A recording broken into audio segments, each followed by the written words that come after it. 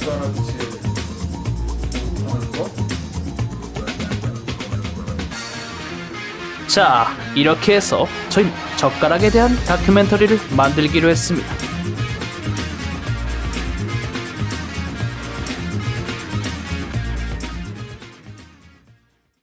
젓가락이란 음식을 집어먹거나 물건을 잡는 데 쓰는 기구입니다.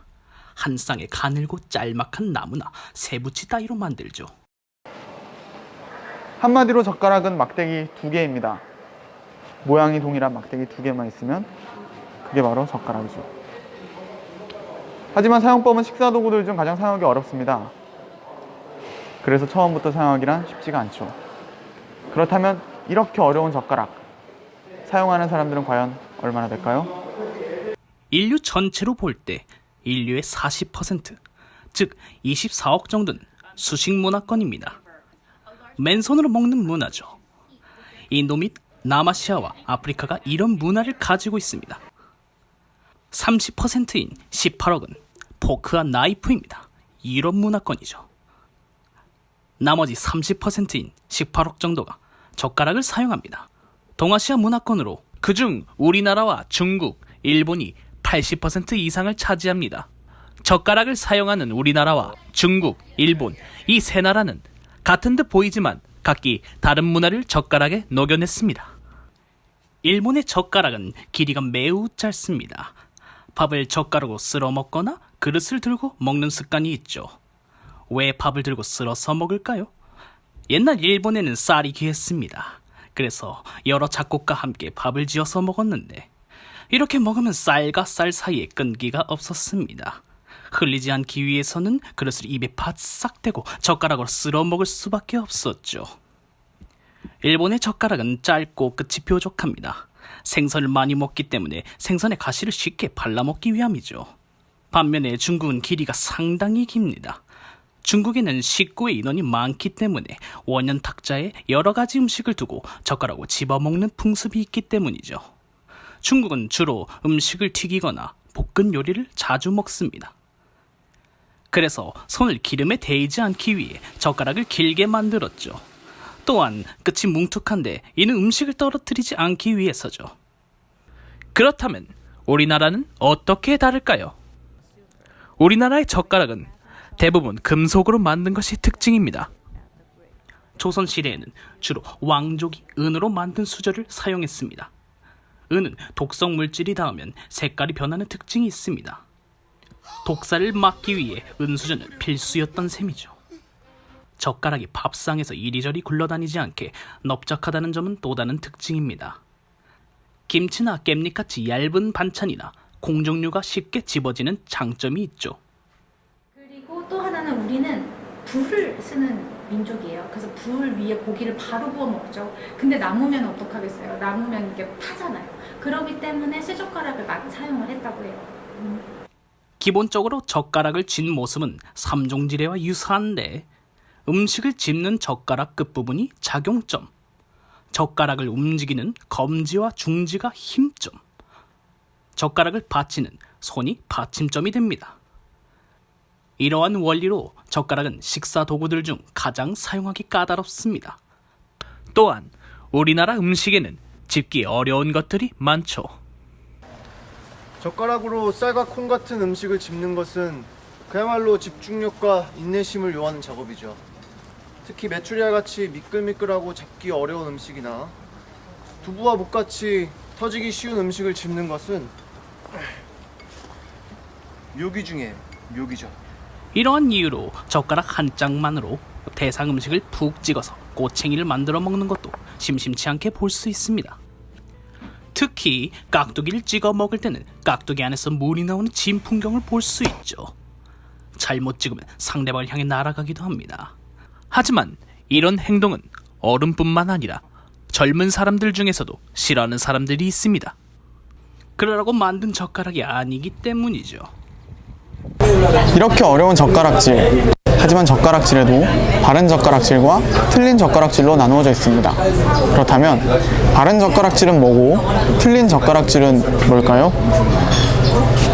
우리에게 흔히 알려진 바른 젓가락질은 두 가지 종류가 있습니다. 첫 번째는 가운데 손가락이 위쪽 젓가락을 지그시 누르는 방식입니다. 두 번째는 검지와 중지 사이에 젓가락을 끼우는 방식입니다. 우리는 이 두 젓가락질을 하는 사람들에게 젓가락질을 잘한다고 합니다. 그리고 이 두 방식이 아닌 다른 방식으로 하는 사람들을 보고 젓가락질을 못한다고 하죠.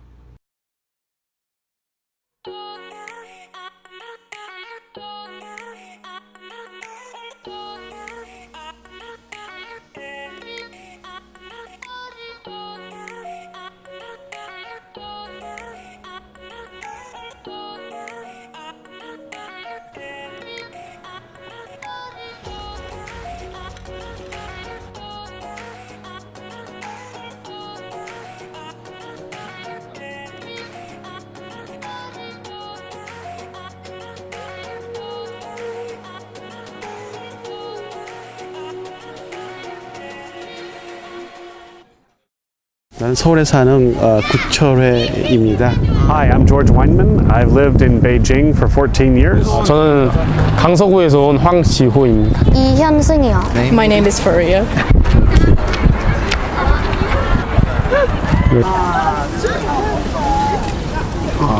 Like this. 이렇게. Oh, that's very good. Okay. 글쎄 뭐 젓가락질 못하는 사람은 한국 사람이 아니라고 생각해. 한국 사람이면 다 젓가락질을 할 수 있다고 생각을 해요. 왜냐하면 어릴 때부터 그 한국 음식을 그 손가락으로 먹는 게 아니고 젓가락질부터 먼저 배우니까 다 모두 한국 사람들은 젓가락질을 할 수 있다고 생각을 해요. 저 음식 먹는데 자기가 편한 대로 하는 게 낫지 않나 싶어서 이렇게 불편한데 젓가락질도 그렇게 하면은 먹는데도 불편하고 하니까. 아니 안 배워서 그렇지. 하면 하지. 한국 사람들은 할 수 있어. 안 배우고 자꾸 배우지 않으려 그래서 그렇지. 포크가 있으니까 편하게 먹으려 그러니까 그렇지. 이거 배우면 할 수 있어요. 한국 사람들은. 그거 제대로 안 배웠다고 부모들한테 제대로 안 배워서 그렇다고 봐. I just want to teach them how to use chopsticks the right way.